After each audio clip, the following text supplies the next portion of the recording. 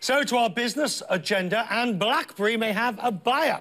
Now, the struggling smartphone maker has agreed to a tentative offer from the consortium led by Fairfax Financial. The deal, that's the number you need to look at, $4.7 billion.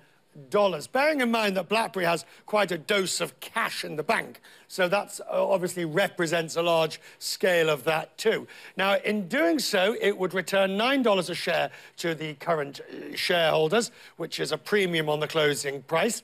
The Fairfax chief exec, Prem Watsa, now, he stood down from the board of BlackBerry when the deal... They already own, by the way. Fairfax already owned 10% of BlackBerry. And Prem stood down when he knew that the company was going to become up for sale for obvious reasons, straightforward conflict of interest. But look what he warned earlier this year when he said, talking about BlackBerry in his shareholders letter, he said the company got complacent, perhaps overconfident, and did not respond quickly enough to Apple and Android. Now, that might seem like a blinding statement of the obvious, which, of course, begs the question, if they are in such a terrible state, why on earth would Fairfax want to buy them?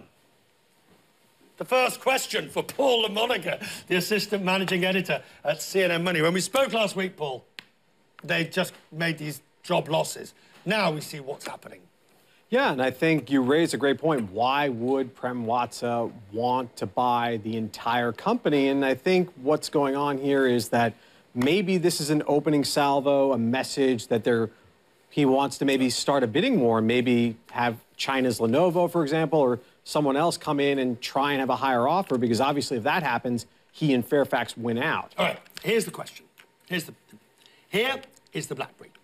It has just 3% or so of market share at the moment.